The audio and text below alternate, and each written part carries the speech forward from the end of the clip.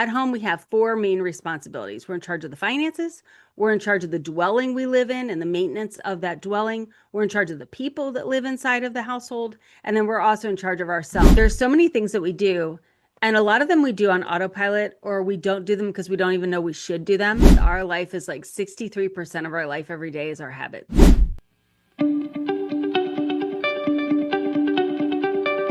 What one key piece of advice would you like to give to all the entrepreneurs and business leaders out there watching and listening today? How do you reach back and help the people that are coming behind you see where the potholes are and see what it is that you did in order to become the positive, productive person you are today? Hey, and welcome to another episode of the Business Growth Show. I'm your host, Ethan Cassiotis, and today I have a powerful guest. Her name is Lisa Woodruff. She is the founder and CEO of Organize 365. Lisa and 87% of Americans believe organization is a learnable skill, yet less than 18% of those same Americans feel they are organized. And as the host of the top-rated Organize 365 podcast with 24 million downloads and counting, Lisa shares strategies for reducing the overwhelm, clearing the mental clutter, and living a productive and organized life. Welcome, Lisa, and thank you for being on the Business Growth Show. Yeah, thank you so much for having me. Yeah, you're welcome. I'm sure it's going to be a very impactful show for everyone watching and listening today. And you are a successful entrepreneur. So for those people that don't know who you are, please introduce yourself by telling us a little bit more about you and your journey. Thank you so much for the opportunity to be on the show and to share my story. My entrepreneurial story started as a child. When I was in second grade, my mom took a credit card and went to New York City and started buying clothes and having them shipped back at home. And next thing you knew, we had a business in our basement, and I was filling out UPS books, and we were being paid to work in the business. And she sold it when I was in eighth grade. So being around entrepreneurs that just start and sell businesses was kind of like part of growing up. I went to college, got a teaching degree, was a stay-at-home mom, which was my lifelong dream for about a decade. And then as I was turning 40, I was like, there's something missing. I need to be able to do something that's part of me, like put my mark in the world. I always knew I would have a business one day, big enough that would employ people, but I had no idea what it would be or what I would do. And I just decided that this was the time to get started. So I started Organize 365 as a blog because I knew some bloggers. I knew a little bit about SEO. This is 2012. And within a couple of months of blogging and talking about organizing, I picked Organize 365 because I knew it was a good SEO keyword. And I figured I could talk about organizing the rest of my life. But that's all I knew when I got started. And one of my friends told me I was a professional organizer. And I'd never heard that term before. I didn't know what it was. But once I knew what it was, like an in-home, you go in people's homes and organize, I was like, oh, I could do that. And I loved it. I started doing in-home organizing in Cincinnati. After 3 years, I started the podcast and hired a team to do the inside organizing. And then 3 years later, I started designing, manufacturing, and patenting products that we need inside of households to run households. So I say it that way because a lot of times when we start businesses as entrepreneurs, we have no idea what we're doing. We just know that we're called to do something. And I think it's okay to have no idea what you're doing and just get started. You'll figure it out along the way. And most businesses start in some kind of a service capacity, whether that's coaching or one-on-one, and so that's how I started also. I had the online presence. I wanted an online company, but for 6 years we did in-home organizing, and that both paid me and everything I did to grow the business. Then 6 years in, we stopped doing in-home organizing, and I took all of those things that I was doing inside of people's homes with my physical body, and I turned them into lesson plans and courses as a teacher for people to find it and do the organizing, sweat equity themselves with me being the coach alongside of them. And then 3 years ago, I went back to school and got my PhD in applied psychology. And now I'm getting ready to do academic level research to support what we need as household managers in the homes. Wow. Awesome. I love that story. And, I think you're very fortunate, of being able to get from a young age and being part of a parent's business, like that. That's amazing. Mm-hmm. My parents are high school teachers, so I can understand the teacher elements there of going down that route. It was very good for school holidays there to enjoy it with the kids.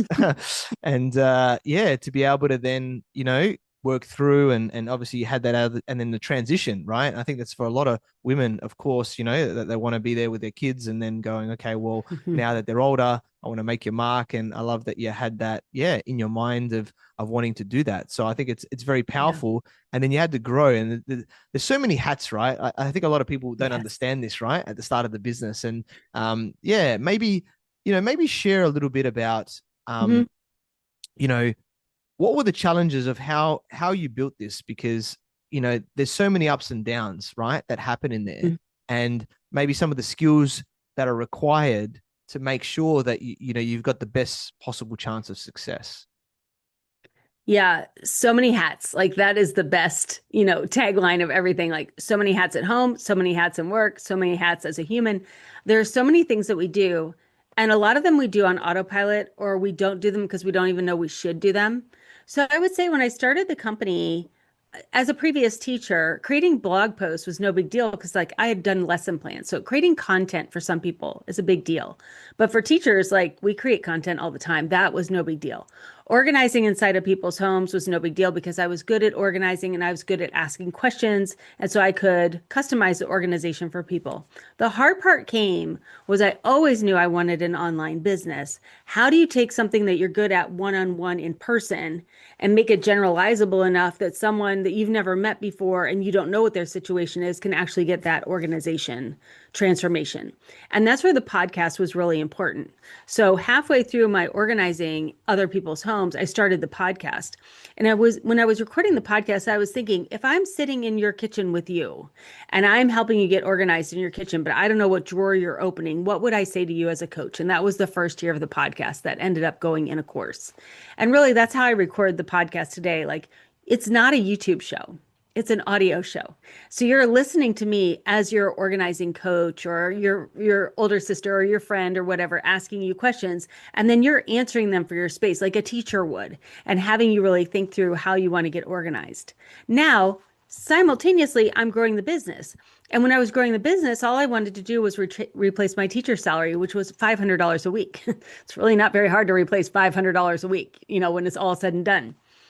But the business started to grow and it actually became a six-figure business. And I never in my wildest dreams thought that I would create a business that would create a significant income like that. And once that happened, I was like, oh, I'm a business owner. Like this is more than just a side hustle. This is more than just like vacation money. This could possibly be something, maybe it could be $1 million business one day. And I never thought that way before. So I started doing some professional development. And I started looking at like, how do people grow businesses? I'm a school teacher, right? Even though I'd watched my mother do it. And so we were talking earlier about the Traction series with Gino Wickman, and I read all those books and hired a Traction implementer. And I really started to build out the structure of $1 million business. And then sure enough, we were $1 million business. And as we were doing that, and I was growing the structure in the business, I was like, aha, this is what we're missing in households. Yes, some people don't know how to organize spaces and they need to learn from a teacher how to organize certain spaces, of course. And yes, some people don't have the time or don't have the desire to do it, so they'll hire someone to come in like me and do it for them. But you get to the point in your personal life, in your household, just like I got to the point in my business where I was like, oh, what would be possible if this business was even bigger than it is today? So in your household, what would be possible if you had more time and money than you have today, or bigger dreams for your family and your community and yourself personally and professionally? If your dream is bigger, then your organization needs to be different. And we actually need to create some of the structures that you get inside a business, inside of our homes that don't exist at all. So inside of businesses, you'll do quarterly planning, you'll do weekly planning, you'll have financials, you'll have a bookkeeper. So it's not just at tax time you find out how much you made, on a monthly basis. You get those reports on a monthly basis. What if we put those basic business principles into the household manager's role so they always knew where they were in their budget, so that they had strategic planning in the household, so they were setting and achieving bigger goals than just trying to get through the to-do list each day? And that is what Organize 365 has ultimately become. It's a way of looking at your household as the economic entity it is, and then applying business principles to it and creating a scaffolding and structure for household managers. Yeah, amazing. I love that. It's I love business systems and stuff generally, like you said about traction and the books there. And I think first, Yeah. well done to you, right? Because what people don't realize is that we don't know what we don't know. And Hmm. everyone that's successful in business have learned from somebody, whether it's in books, Hmm. courses, seminars, coaches, mentors, right? Everything like that. They've done it, right? To get to that point. So Right. so that was obviously, big for you, right? And then you've almost used the conceptual implementation element where you've gone, well, actually, there's this other area of our Yes. lives that needs this structure. What structure can I create? And you work that out. I love it. You use the podcast, you spoke to people, you got the feedback and going, hey, yeah, now I'm starting to create something really powerful. I think that's genius on that side there. Cause yeah, it's you would know this as well. Business sort of takes over your life, right? Like it's Yeah. Yeah, it if does. And I love yeah, it. I know. It's and what's interesting, I say this to my wife because I learned this from one of my coaches where we do sort of like a life planning thing, like at the either the end of the year or the start of the year, like for the year ahead. And what I find is that we need to plan the life stuff first because she's got a business as Yes. well. The business just folds, like gets into the rest of the time, basically, right there. So I think it's even more important, for a business owner to be able to schedule their life because there could be this potential black hole and then you're not being as intentional. So yeah, I'd love to know your thoughts around that, the sort of planning side there of how you're making sure that you're doing the things that are important to you. Yeah. Yeah, I think that is so important because if you're an entrepreneur, which I'm sure the people listening majority are, or they are a growth-oriented leader in a larger organization, we are where the flow comes from. We don't go with the flow, like we make the flow. And when you are in business and you're able to really grow and hone your skills and get rewarded for that, both, verbally and through self-fulfillment and through money, well, that's fun. And you want to do more. Why wouldn't you want to do more of that? Right. And so, how do you do that in your personal life? How are you also growing as a person? And in business, in HR, you'll have some people you get along with better than others. And if you're the leader, you can create better hiring practices going forward. Like I'm a much better hirer and firer now than I was in the beginning. And I've learned a lot about myself. But at home, your HR department, we're not hiring and firing here. Like this is our HR department. And when we go on holiday, that HR is like the HR that we live with. And so how do you grow yourself professionally in your EQ with your family members, with your other family members? How do you grow their passions? How do you grow their talent and expertise? How do you create time that is intentional and purposeful at home? Because I don't really like to sit around and watch a lot of TV. Although I do, because my husband likes to do it. But I'll do jigsaw puzzles while I like to watch TV, which is something that feeds me. I love doing jigsaw puzzles. We live in a multi-generational family, so my daughter and her two sons live with us. And I have certain things that I do every day and certain things I do every week with each of the boys. And those are intentional. And I plan all of this because if you don't plan it, just like you said, like I'm sitting at work late doing this recording because it's Friday where you are and still Thursday night where I am. And so I'll strategically have one night per week where I stay late to do Australian podcasts and things like that. But I won't pepper them in, multiple times per week because I want to be home and help my daughter, who's a single mom. And if you're not intentional in thinking about it, you'll be like, oh, yeah, well, it's one more podcast opportunity and that's growing the business. So I'm going to take that. And that takes precedence.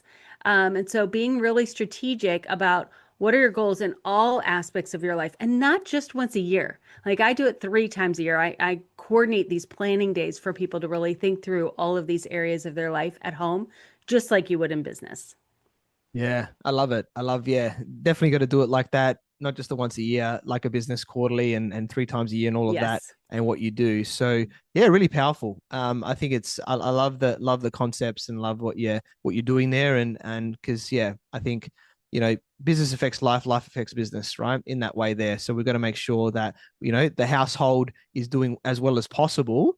Because then that will make Yeah. the business go and vice versa in that way. So it's got to be in unison. It's that, yeah, I don't think it's a balance. It's more of a blend. But you've got to have the boundaries, Yes. like you said, right? Of when you're going to do stuff so Yes. that you don't just go too nuts on it. So I'm intrigued a little bit more because I'm sure other people are of what you said before. You talked around manufacturing physical products, right? Because I think this is a very interesting Mm. thing because I agree. The service part is the easier part, right? You don't have really much cost. You can just get up and Yep. start offering services and stuff at the start. It's definitely the easy way. But then, when you get into products, there's more cost and things, but then it's more leverageable at the same time in terms of what you do. Mhm. So what was that process like to go, hey, I want to create something. How do I, where am I going to get this thing designed, manufactured, and all these elements of what comes in with a product to then, make it successful and market and sell it, into the market. Yeah, so I have a big passion to really help women get unlock their time at home.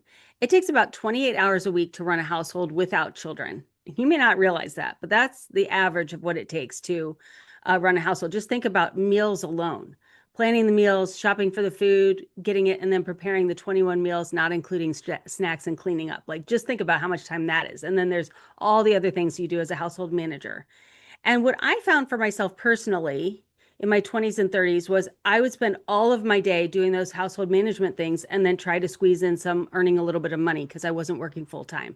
And I had literally no time to myself. Like I was just working for pay or working for free. I was just always working. And there is a season that you're going to be doing that, especially if you have children. Like there's just a couple decades where that's just going to be your life. And it is what it is. I'm in my 50s now and I have plenty of time. So once you get organized, you will have time again. But also, there are some things that happen in life that we should expect but are not expected. And for me, that was my parents got divorced in my 30s, and then my father became ill and ultimately passed away. So my sister and I were power of healthcare, power of attorney, and then we were the executor of his estate. So if you have parents, like you might not have kids, so you don't have parenting, but we all came from parents. So you're going to have to take care of parents if they get sick, and somebody's going to need to be the executor. My husband and I are both the oldest in our family, and I think we're listed as the executor on 7 estates. So this isn't even the first one we're going to do. And that's when I realized that we can DIY, do it yourself, a lot of things around our household. Like I'll figure out how to do the toy cabinet, or I'll figure out how to do this on my own, or I'll go look at something on Pinterest and figure it out. But when your father is ill and dying and you're in charge of the estate, you don't want to DIY that. You're like, where is the easy button? Who can help me? Millions of people, billions of people have done this before you, and yet there's no easy button. I was like, this is a huge miss in the marketplace that there is not a Mad Libs for adults that I can find where fill in all of these blanks and your estate is 80% of the way done. Now go see the lawyer. And so that was the first product I made, was our financial binder. And it literally asks you, it's very US based, but it asks you all of these questions that you need to answer for yourself before you even go to the estate lawyer. I've talked to many estate lawyers and they don't know your situation. They don't know if the person was in the military or if they had a 401k or all these things that they have to ask you all these questions. If you've already done all that research, your bill is going to be a lot lower for that estate lawyer. So that was one time when I was like, I am clearly not organized. I don't even know how to get organized. So that was one time. The other time where I started to create a product, and the first product that I manufactured was the Sunday basket. So I had kids that were 6 months and 2 years old, and I started paying the bills late, not because we didn't have money, but because I couldn't find them. So I was like, okay, maybe I need better organizational structures when I have two kids and I'm trying to do all of these things. And that was when I first identified that just like in business, you have sales, marketing, operations, and finance. At home, we have four main responsibilities. We're in charge of the finances. We're in charge of the dwelling we live in and the maintenance of that dwelling. We're in charge of the people that live inside of the household. And then we're also in charge of ourself, our personal health, wellness, and growth and development. And then we have weekly things that we do. And I created this school supply you see behind me, which is a box. And you put all your weekly to-dos in there. And then you sit down and you plan your week and you go through all those different hats that you wear as the household manager.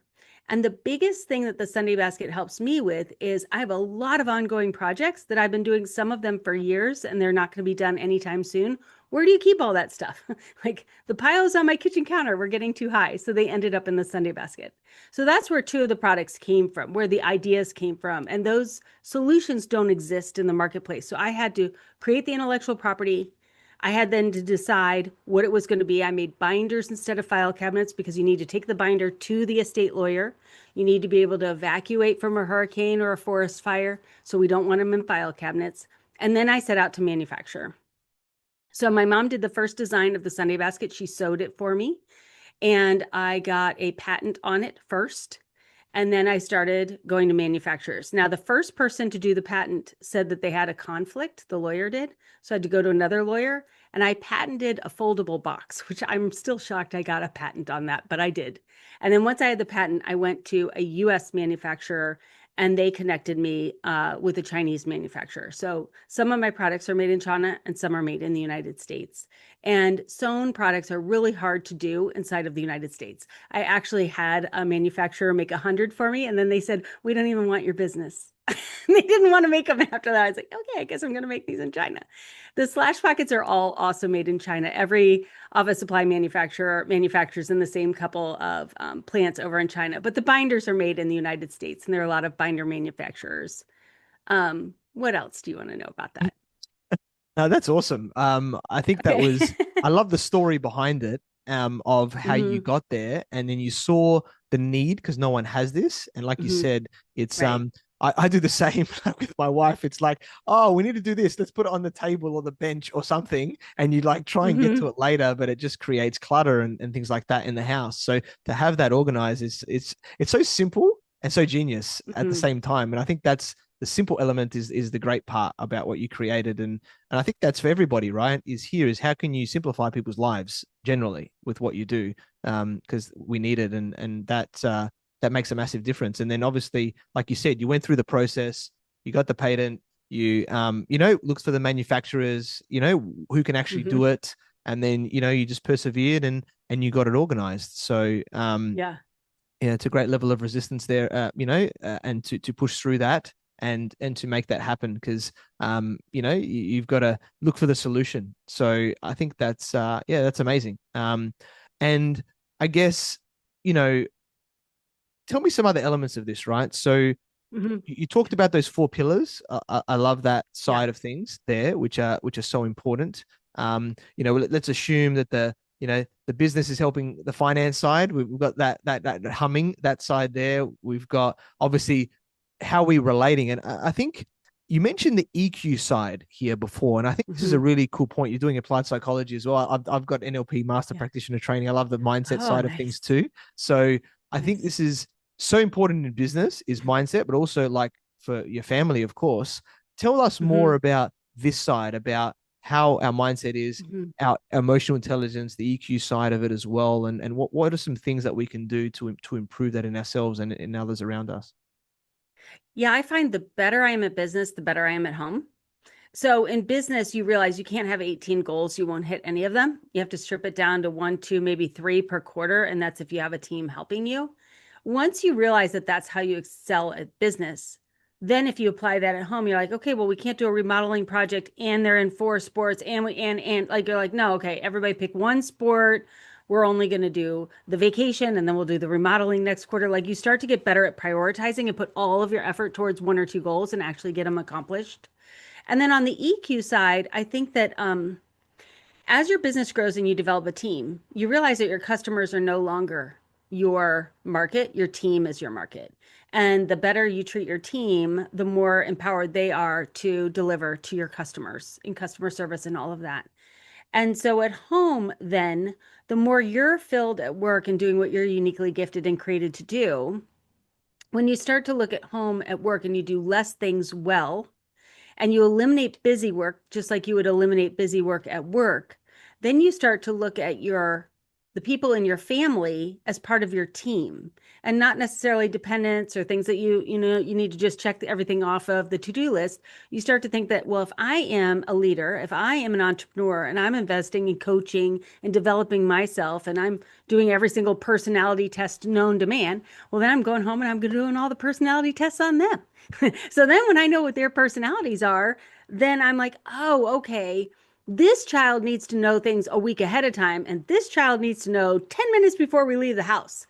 But I used to say, here's what we're doing next week. And then this child would worry about it, worry about it, worry about it all week. And this child would be like, I really would have liked to have known that a month ago. And you start to realize, oh, just like at work, some people need it written down. Some people need a longer lead time. Some people are, you know, they need to sleep on it before they can give you feedback.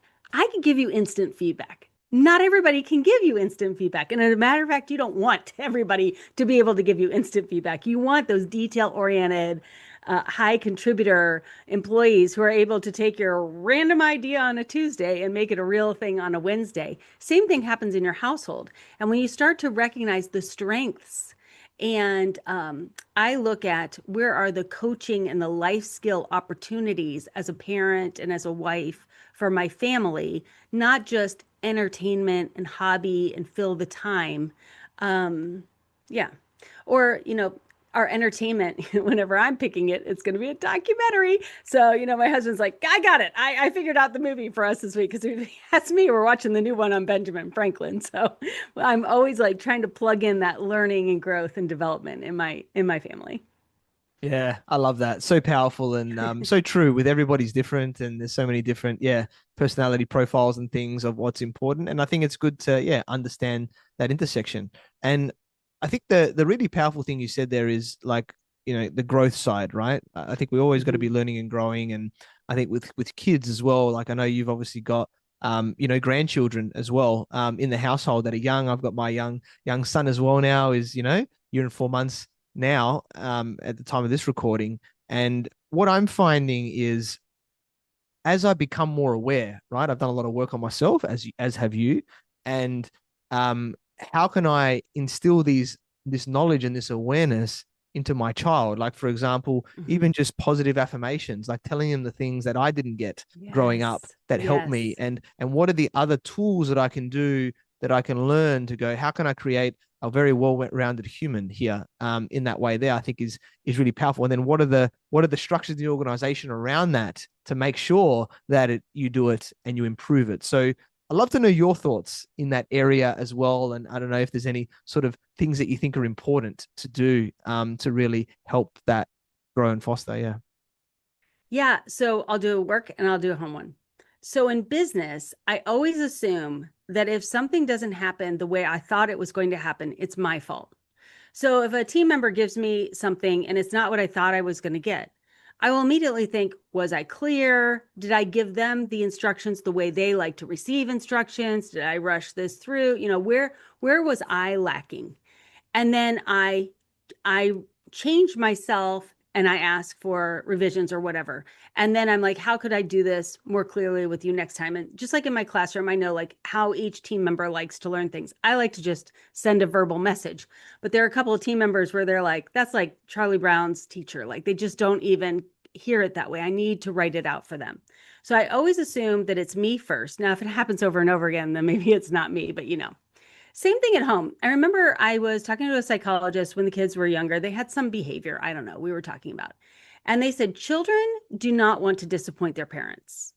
If children are misbehaving, there's a reason for it. It's like children don't want to disappoint their parents purposefully. And as soon as they said that to me, my kids were very young. I was like, okay, so just like at work, if the grandchildren, if my kids, if my spouse or whatever is not giving the response that I'm expecting, then I think to myself, what am I doing that is causing that? How am I part of the problem? Now, it might not be a me thing, but 80% of the time, I would say there's something that I can do to change that response, especially when my kids were teenagers. I did this a lot because, teenagers are like kind of like trying to break the cord. So I would do a lot of things. Like I am a morning person. I get up and I'm ready to go. No teenagers are ready to go in the morning. Like even if they are morning people, they aren't while they are teenagers. So I would be like going crazy.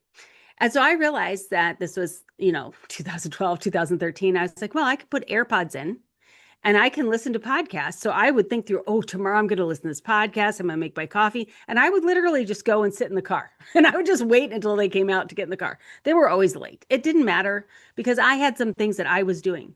Because when I was in the house, I'd be like, hurry up, come on, we're late. What are you waiting for? I wasn't helping the situation. We were going to be late anyway. So I just decided to change my behavior and my entire schedule, knowing we were going to be late and just allowing for the humanity of the teenager to be late. And sometimes when you do that, you don't change the situation or the outcome for that teenager, but you change how you experience it. Is that helpful? Yeah, it's amazing. And Okay. I think the biggest awareness that I'll get out of that for everyone listening here is that you always looked about how you can change, like Yeah. ourself can change first. It's not like, oh, you did this or anything like that, because we can't change someone like that directly. Right. We can change how we give a message or how we respond to something. That's what we have control of. So I think Yeah. that's massive, right? For people that's Mhm. awareness is going, well, yeah, what could I have done differently before or during or after that process? Yeah. And I don't give parenting advice. I mean, some people are like, "What the heck? Get your kid to school on time. Like, be a disciplinarian." Maybe it's not in me. I literally started just scheduling my meetings 30 minutes later, knowing we were probably going to be late. And then if I was early, I would just fill that in with some other kind of work that I would do. Because, like you said, you cannot change people. You can't make people on your team that even say they want to be a leader, a leader. You can't make the person that doesn't have the cognitive capacity for whatever new role you want to put them in magically have that. You can't make your spouse or your children do things. You only have control over yourself. And so once I realized I only have control over myself, I'm really good at manipulating time and moving different things to match different energies around. It's one of my superpowers. I love to play with time and make it concrete and get as many goals accomplished as I can, but I'm very flexible in how I do it because I realize I'm working with humans. Yeah, that's awesome. It's so true, isn't it? There's the Mhm. Parkinson's law, right? However much time you give yourself is how long it takes that you do Yeah. something. So you can Yes. play with that, right? And put yourself under, I Hmm. guess, bits of pressure there in a positive way to get more done. Yes. Yeah, in it. So yeah, that's awesome. Um, let's talk a little bit around, I guess, the habit side of thing. I think this is Mm. an important point here because like you said, some people could be morning people like yourself. I'm not as much of a morning person, right? But maybe your partner is. The kids are all over the place, depending on how old they are. People in Yeah. your business are different in how they work. And I think generally about habits, whether it's in ourselves or maybe helping others to create habits, I think is very powerful from an organization Hmm. standpoint. So, what are your thoughts on how to construct that, or what are some key habits that we can be thinking of implementing that's going to help us, yeah, on our journey? Yeah. So in my studies in school, I learned that our life is like 63% of our life every day is our habits, which is like awesome and scary at the same time if you haven't like been proactive about your habits. So we need to be very analytical at what we do and change our habits. It takes a long time to establish a habits. 21 days isn't truly how long it takes to establish a habit. Some can be established in just a few days, some can take years. And then you'll have one unexpected event, you'll get sick for a week or you'll go on vacation. All of a sudden you'll come back and you'll have dropped a couple of habits you don't even realize you dropped them because they're really happening in your subconscious. You're not even really recognizing you're doing those things anymore. Another reason why I really love to do these 3 home-based planning days that I do in addition to my work planning, because we review habits, schedules, and routines in that planning day purposefully. And there are 3 routines that I have us thinking about at home. And then when I used to do work planning days, we would do 3 at work. So I'll give you these 6. And when you really think about them, don't do them all at the same time. You'll realize that you'll create a really solid scaffolding for your day. So the home routines that I have you think about are your morning routine, your afternoon routine, and your evening routine. Everybody in the world's heard of a morning routine, so I'm not going to go any further. It could be 5 minutes, 5 hours. I don't care what it is. Evening routine, same thing. How do you close out the day? How do you get ready for the next day? 5 minutes, 5 hours, whatever you want to do. The afternoon routine is really, really key, especially for people who work full time and have children. It saved my hiney creating an afternoon routine when my kids were little. I don't really use one anymore. So the afternoon routine is when you get home from work until dinner is done. For some people, that's 30 minutes. For some people, it's 2.5 hours. And then you sandwich in there all the things you have to do related to parenting, running the household, and closing out your day.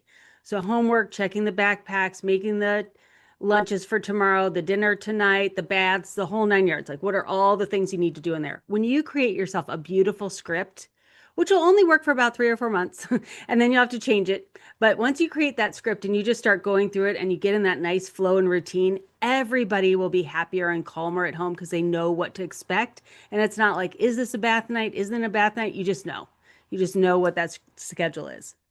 Then for work, I suggest a beginning of day, midday break, and an end of day routine. That's definitely when you would check your email, but also I'll tuck in a couple of other administrative things that I'll do first thing at the office, last thing before I leave, and then if you take a lunch break, which I do not, what you would do on a lunch break. And again, you can start to, if you have a lot of administrative tasks or repetitive tasks and you're not like recording podcasts like I am all the time, then there are certain days of the week or times of the day that would be better to just tuck those in and you just do those little checklists when you hit those different times of day.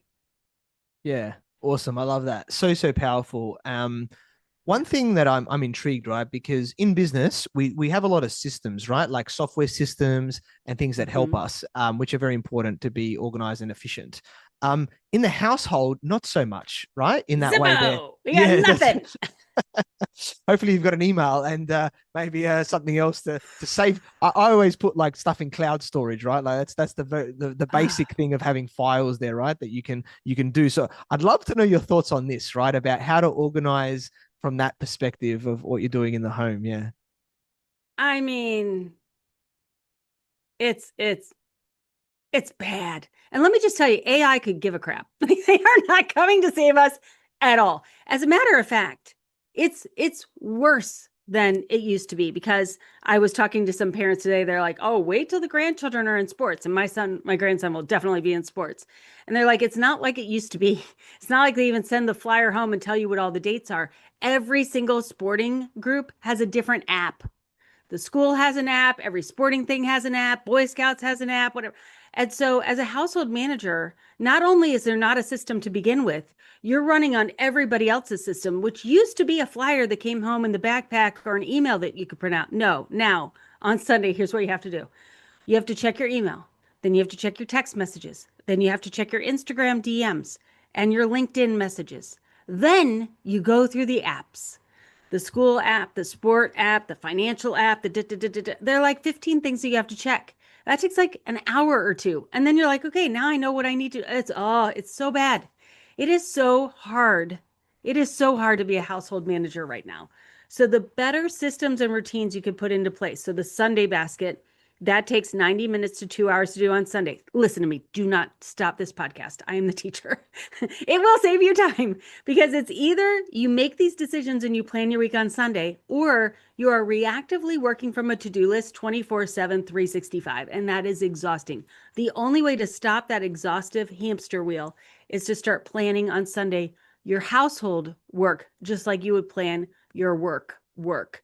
And then building other structures, resetting all the physical spaces in your house to actually support the family that is living in that household now. We've lived in our household 30 years.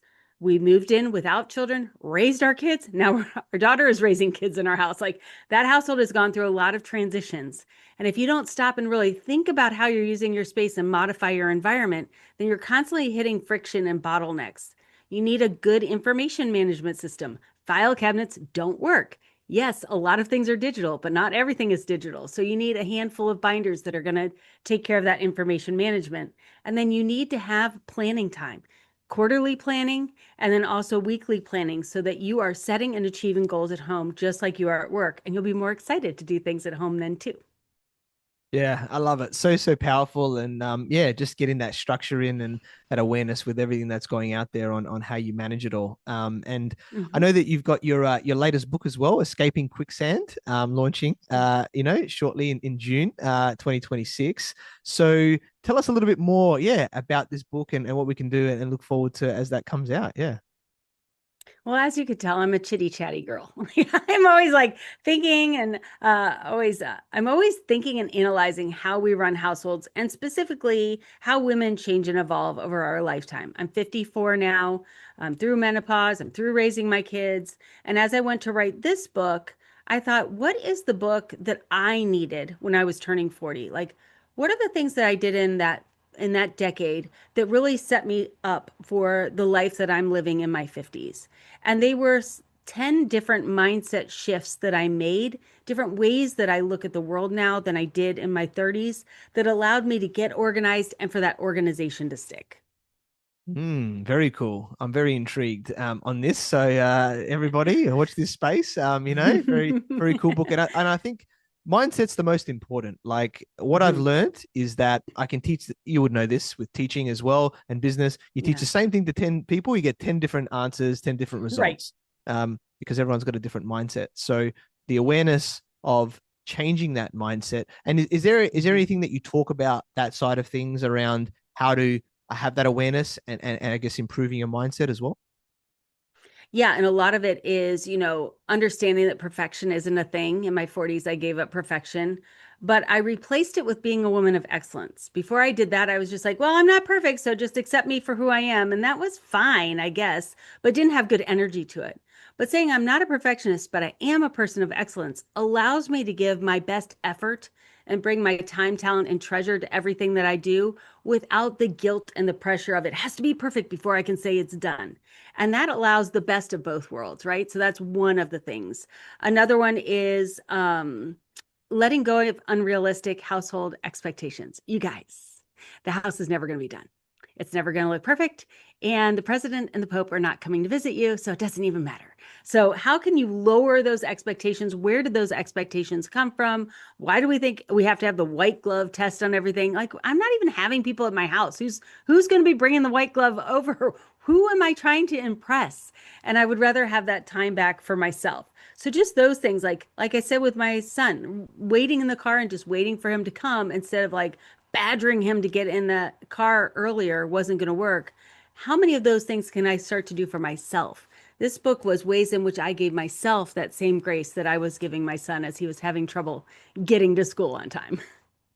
Yeah, that's amazing. I joke and say to people I'm a recovering perfectionist as well, from my my Yes. my parents. So it's I try to help. I think that's great, the excellence part, and what you're basically Hmm. doing is you're upgrading your identity there. Which I think Yes. is the really powerful part because especially when there's a transition, whether you're going from Hmm. a job to a business owner, whether you're going from a stay-at-home mum to doing your own thing or a parent, like coupling things on your identity of those mindset Hmm. shifts is like that's the transformation, right?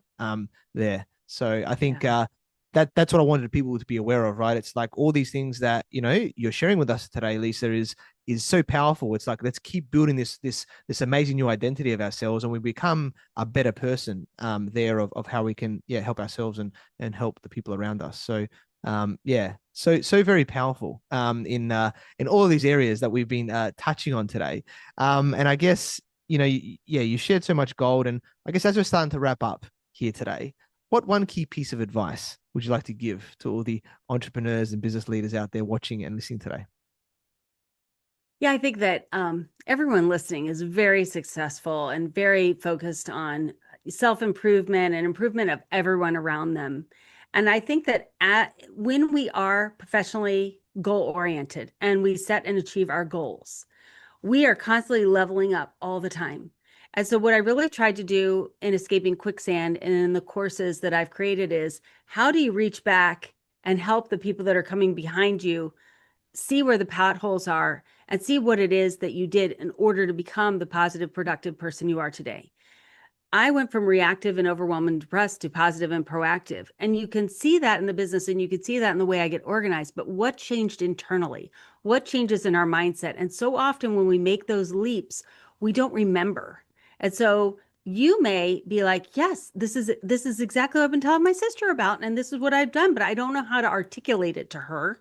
Then the Escaping Quicksand book would likely speak to her if you read it and give it to her, that kind of a thing. And a lot of us put pressure on ourselves to magically know how to organize our house because I don't know, we were born human, which is crazy. We don't expect ourselves to learn any other skill by osmosis. So if you need help learning the skill of organizing, Organize 365 is here to help.